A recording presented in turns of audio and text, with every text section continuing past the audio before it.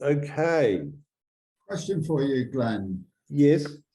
If you were sort of, let's say you were growing a field of winter wheat.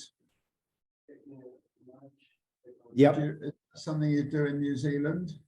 We don't actually. We generally put wheat in at the springtime, but I have been in England, and so I've seen what you do over there. Yes. Okay. Well, let's say a spring wheat crop.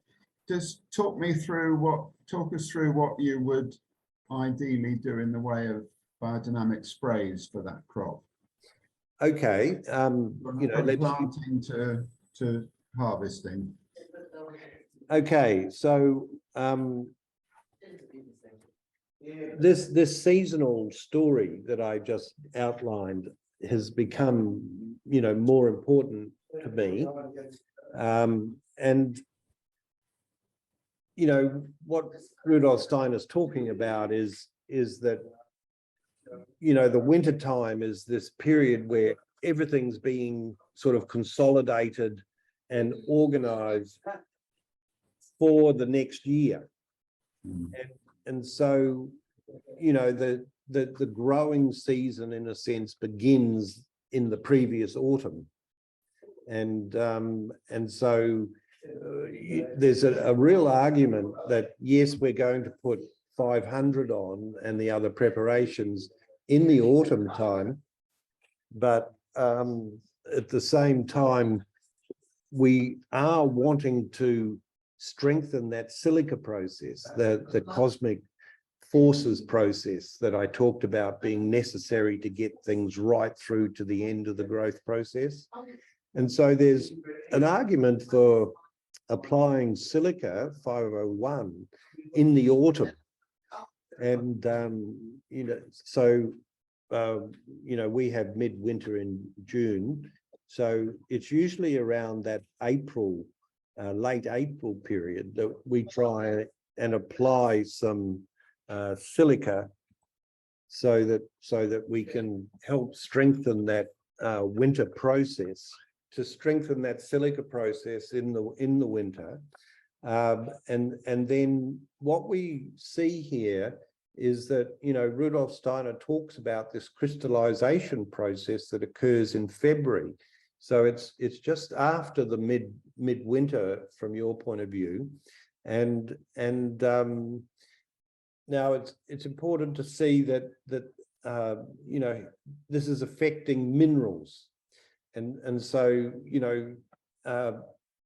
as soon as there's spring growth, I like to apply silica at that time as well.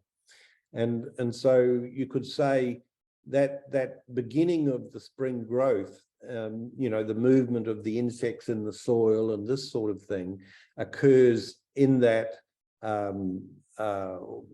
February time. And so while we're wanting to sort of strengthen the silica process and harden that, I think we also want to be strengthening the life processes, the etheric activity. And so obviously using 500, and I like to use all the preparations, so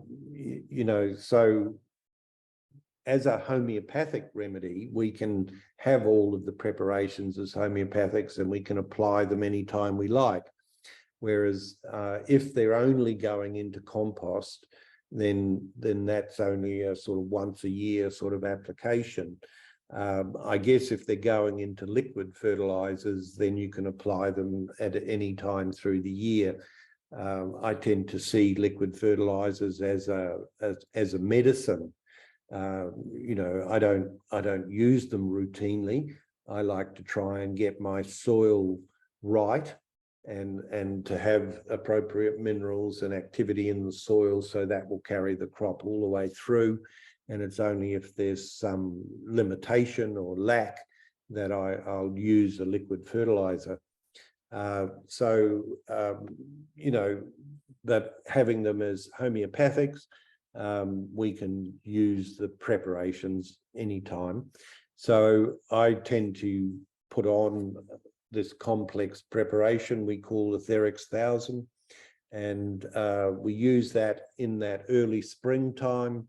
And at the same time, we use a silica to get that new growth hardened, and of course strengthening the light in the early spring. And it really seems to get things off to a good start. And then, you know, depending on the season, depending on the strength of the soil and so forth, you know, I might only use one more 500, you know, before midsummer. And prior to flowering of your wheat, I would use a silica again, just prior to flowering, and then prior to harvest, I would use another silica. But as I mentioned, I make up a remedy of equisetum, oak bark, and clay as the basic remedy, and I use that for fungal issues. And so in between the 501 that I might use in early spring and the 501 I might use just before flowering, then an application or two of that fungal remedy I apply. And, you know, that seems to cover most bases. It seems to work very well on apple black spot, powdery mildew, those sorts of things. It doesn't work very well on roses, I find, but overall it seems to work very well with all rots and so forth. So that's my general sort of regime through the season. You know, I only, you know, because I'm using homeopathy, the principle that I use with homeopathy is as little as possible. You know, it's not like you're wanting to be applying these things the whole time. You just want to use them when you need them. And you know, there's something to be said about silica. You know, it really helps energy transfer and keeping the energy in the plant.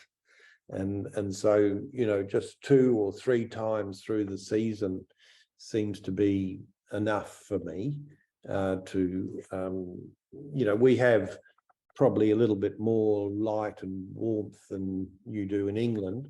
But nevertheless, you know, there's this interesting thing as you go up higher in the latitudes, the magnetic fields are closer to the Earth, apparently. And so it's very interesting that while you don't have the heat that we have here, you still get quite a strong growth, you know, longer in some ways than we do. So it's an interesting thing more about the flow of energy rather than heat. And, you know, you have quite strong energy flows through your soil and through your plants and so forth.